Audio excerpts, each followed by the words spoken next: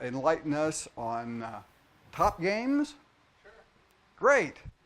All in preparation for the Irish Fest is coming up here on Labor Day weekend. So, oh. I don't think I have anything to say about the Irish Fest. Got an hour? We're going to do a Penn and Teller act today. He's Penn, I'm going to be Teller, believe it or not. But we The only way we can do this is to make it the shortest demo ever, right? You better believe that. And if this comes off the lathe, it'll be real short.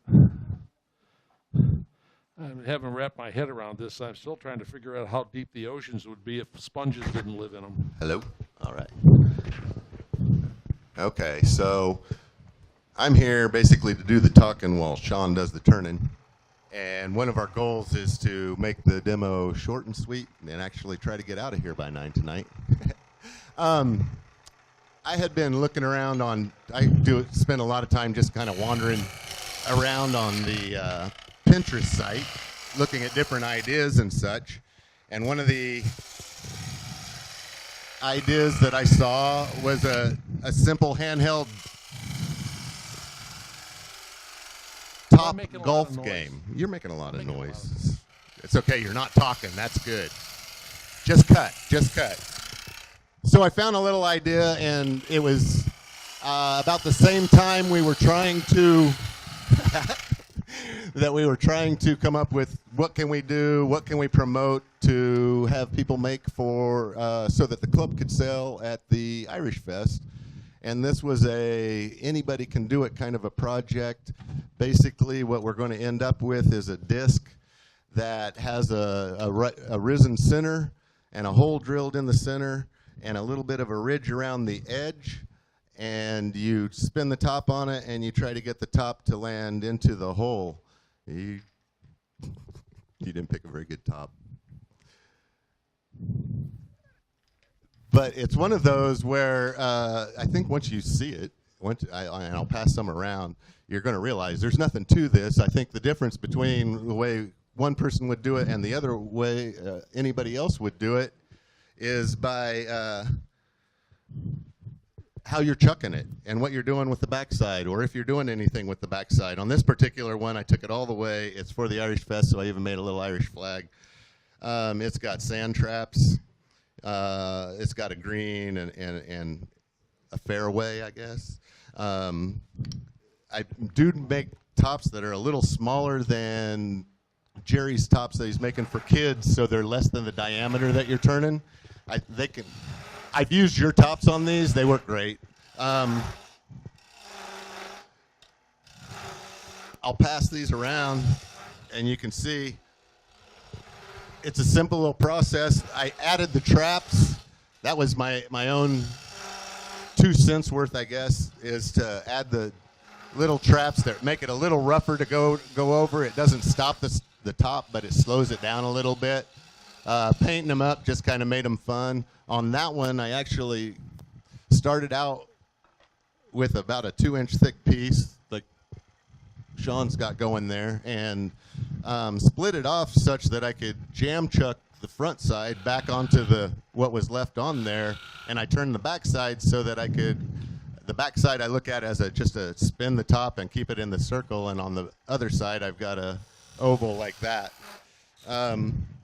Several examples flowing around here. Some of them I did double ridges. Shaun was talking about doing one that had an offset hole, or even he had attempted to try to do an offset mound, right? Yep.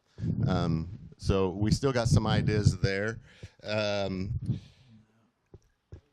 Obviously, the diameter of the hole that you drill, and we were just using the Jacobs chuck to drill the hole. Were you? Yeah. Okay. In fact, I brought one. You just need to make the hole in same size as your top so that the top does land in there.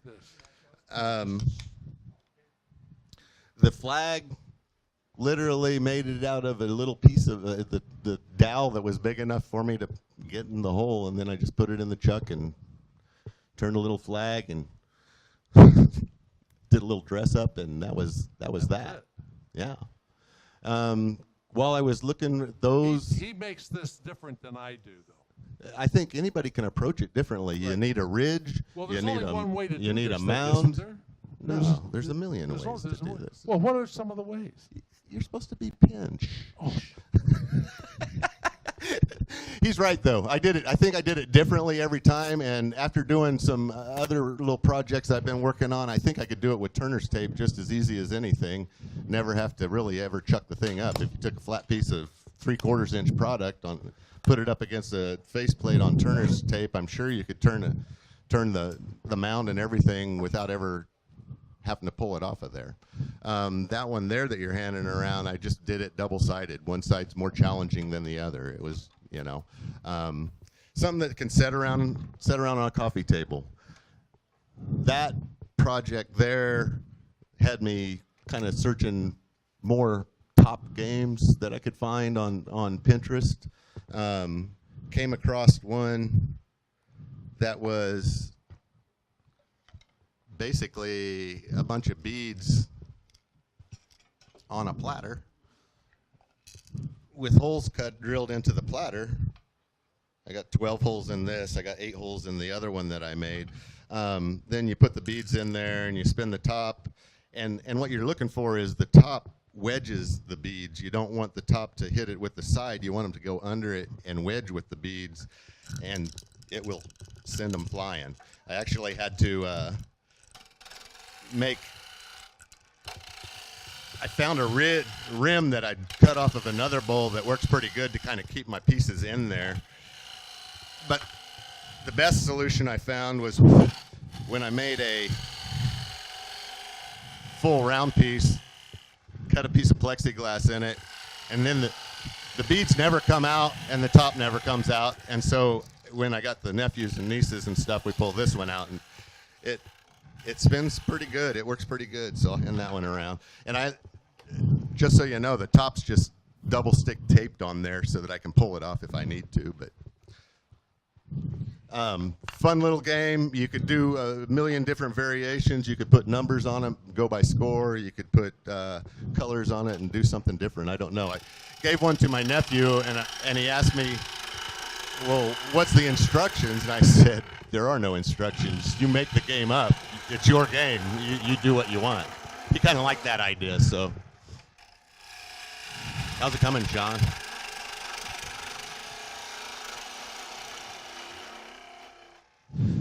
One thing you think about, though,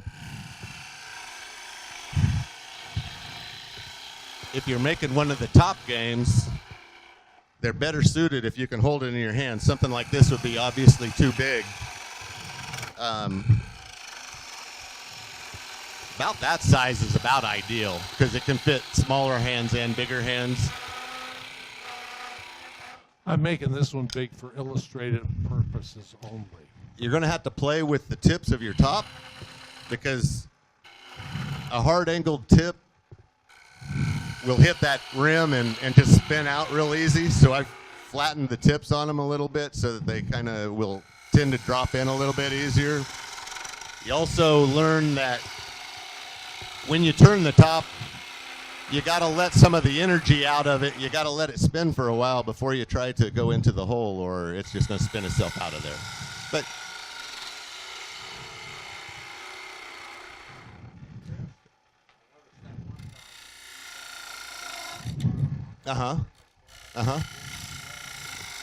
what I was just saying, if you point the point too much, it'll fight that hole a lot more. And the flatter you made it, the easier it would want to just get to the hole and then drop in. So I started flattening them out. I think Shaun kept his pretty pointy. I started out using tops that Jerry had back there, and they were working fine, but they're a more pointed top. Now, when you get into this top game, you got to have a pretty small space between where it sits on the table and where it comes in, because it's based on the size of your bead that you're wanting to wedge in there. So I would kind of dome down to the center, and so that the beads would fall into the center, and then they just hit that wedge and spit out. And it gives them a lot of action when they do that. Those beads are plastic. I've used glass beads that my wife's got beads running out. She's got beads in everywhere. And so I just go find the drawer of her miscellaneous and go through there and find them. But on that one, somebody at work saw what I was doing and said, I've got this old necklace for my grandma or something here. It's got a bunch of round beads. So plastic works great. I mean, because they really bounce around a lot. I haven't. No, last marble I bought was about that big and it cost me $100 at Moon Marble, so I stay out of there. I haven't tried marbles. I don't. There is an advantage to having your top be heavier than the object you're trying to get it to move, so you might bounce your top around. Yeah. I've lost a few beads at home. I think I got 11 out of the 12 here. So that's when I started losing beads is when I decided. I think Virgil. Are you going to cut off the back? No, this is it. Just like that. Yeah, it's a big one. It's for illustrative purposes. I didn't even sand it. It's a demo. You don't have to complete sure this anything. is right? We don't have to complete anything. I don't. There's a trap right here. That is a trap. There is right It's there. a natural See, trap. it's a natural trap. It's right there. And I think this is a par 3, though. Okay. Now, the difference between Shaun and me is Shaun dips his in and then comes up to the center, and I will mound mine up from the outer edge and mound them over the whole way. Different approach, different game. I mean, it's the same end result. You're just trying to create a game, something for somebody to do. I've seen the fidget spinners hit and go through the kids, and to me, this is like the old school fidget spinner. That's all it is. So I'm going to take this now and show you, I guess, how I was putting color and texture in on it, which is pretty easy. This is the powder aniline dye that just mixed with water. I've had this mixture around for about 1.5 years, so I don't know. Hopefully it's still good. And then I usually have just some water because I like to soak up some areas and not soak up other areas, and I'm going to miss some areas that'll turn into a trap.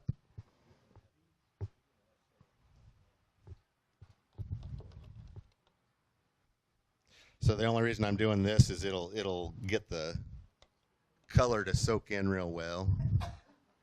And then I'll leave it out of the part that will be the green, and it won't soak in quite as good there, and I'll lighten it up a little bit there too.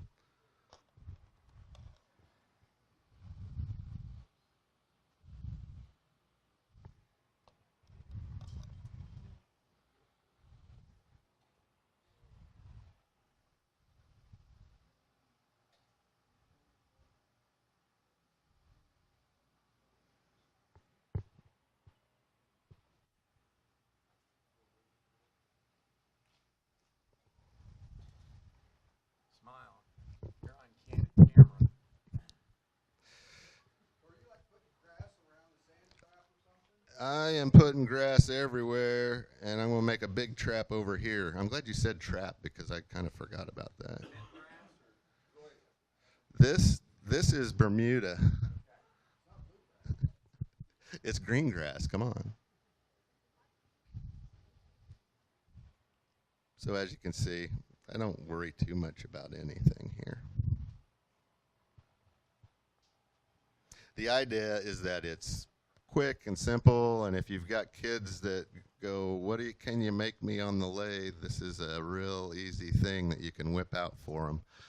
Okay, so all I'm going to do is lighten up where I'm going to put the green.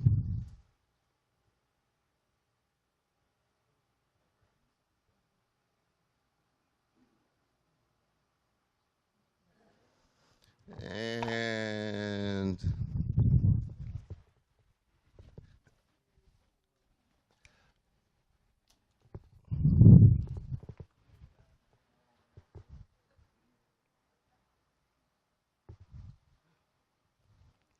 this is I don't know if you can see it. It's a little tip I use for texturing a lot, and it's just a barbed little 1/2 inch half-inch barb. And what I like about, or the texture that I usually go for, has no constant direction to it. So I'm just trying to rough things up to make my sand trap.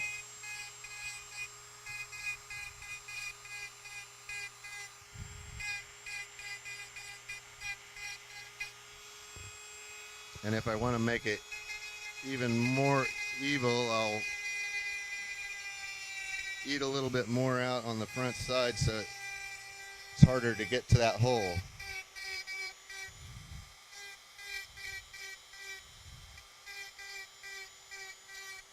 I think Shaun failed to sand this down to 400 grit, but we'll go with what we got.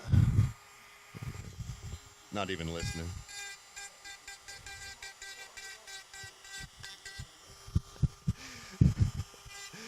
You mean these are growth rings that I'm seeing going around in circles here?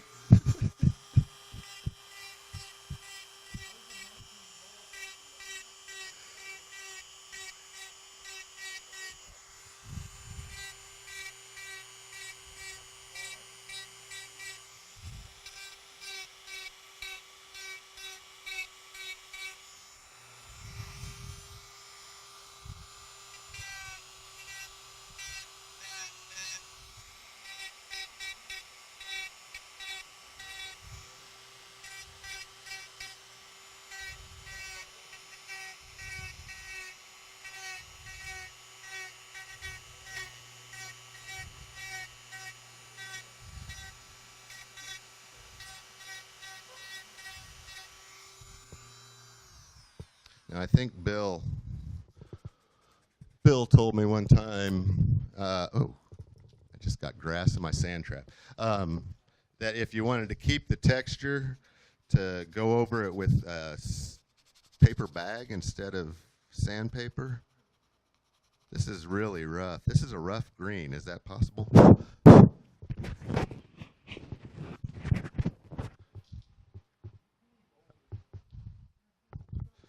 Okay. Think about the project, not the technique or what you're seeing as far as end result here, but basically, quick reference, I would make a flagpole and put in it and be good to go. I like them a little smaller, easier to handle. Shaun likes them beefy. I like them big. I need a big green. Again, it was one of those things, and even these little spinner games, one of those things you see, and what I liked about it the most was I saw it and was able to understand how to produce it without a whole lot of explanation. I have a question? No, that's aniline dye. You could use acrylic paint, I'm sure. You could use anything to put some color down. I've used highlighters before to put color down, whatever you need. But I have the dye around, so the little powder stuff is what I get, because a little bag of powder is unbelievable how long that'll last you. You don't need very much powder in a jar that size to make it really, really dark green. Aniline dye? Aniline dye. Aniline dye.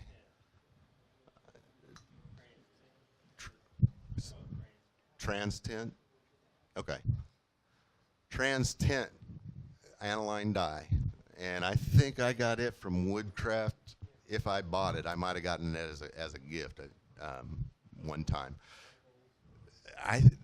I'd say any place that's going to have any kind of dye material would probably have something like that. But, how you put the color on doesn't matter. What color you use doesn't really matter. If you had a team or some reason to have certain specific colors, you could do it that way. You could do an Irish-themed one and do it in all the three And that's three what we colors want of you the to Irish start flag. thinking about, because we do have the Irish Fest coming up before too long. And one of the things that we were thinking about was having some of these things for sale at the Irish Fest. It's become a pretty good fundraiser, actually. And the last couple of years, we brought in over $1,000 at the Irish Fest. Besides having all the fun and Guinness and stuff that we have, and Smecca's, yeah, only one a day, Shaun. Okay, and so that's our challenge for next month, actually. The challenge is going to be basically bring any item that you're willing to give to the club to sell at the Irish Festival. What we were doing here was showing you an idea, but there are many, and the simpler the better, really. People aren't coming to the Irish Festival to buy our $500 bowls very often. But they'll put out $5 or $10. As a matter of fact. They'll put out $5, $10 over and over. And we sell a lot of bottle stoppers. We sell a lot of tops, and we sold some things that are $35 or $40. So think in that arena. Yes. Also, if you want to bring in a game, that would be good. The challenge would be a game of some kind. That has more to do with how it will flow into that hole. Is your pitch on your top? You're talking It'll about go in there, but it'll fight the hole a little bit. So the question if you was, make it really pointy. yeah, whether you make them pointy or, as you can see on this one, it's not very pointy, and I think the other one that's rolling around is even flatter than that. And I started to play with that a little bit just to see what would fall into the hole easier, and it seemed like the pointier they were, the more it would hit that ridge and want to fly off faster. We have grubs. Okay. Our golf course has grubs. Well, it's only the first year for the golf course. That's why the green is so rough. It needs more. So go look out in your reference. Think about the little things that, little trinket things that you can make fast. We're not, asking you to give you your best piece that you've ever done there, but, little things that'll present us well and bring a little bit of income into the club for the Irish Festival. So that's our challenge. Yeah. Anything you want to bring, put on the challenge table and know that you're walking away from it, and we're going to put it out for sale at the Irish Festival. Right. And while you're at it, you can be thinking about, we've got 3 days. The Irish Fest starts, it's over the Labor Day weekend, and the Irish Fest starts at 4 o'clock on Friday, and it ends at this evening on Sunday, and after the elders have finished. And so we have a lot of time to fill with people who want to come and share the tent and maybe do some turning. Now, unfortunately, if you want to do some turning, you do have to be an AAW member, because otherwise our insurance won't cover you at an event like that, and we'd have to get another policy. And every time we talk about another policy, Kevin gets very shaky because it's a lot of money. Okay, so. Those of you who are AAW members, we welcome you to give some time and turn. We generally are fairly close to the Smecca's tent, and so that's a good thing. I've been out there for 3 years. I think I've signed up because I am an AAW member, I've signed up to demo and spent more time not demoing and just talking to people and selling at the table and stuff like that. So there's plenty of work for plenty of stuff usually get to a couple of new members out of it, and we sell a bunch of stuff and just have an awful lot of fun. So and it's a really great fun. weekend. Oh yeah. Yeah. So that's it. I'm sorry. There you go, sir. Hope you enjoyed.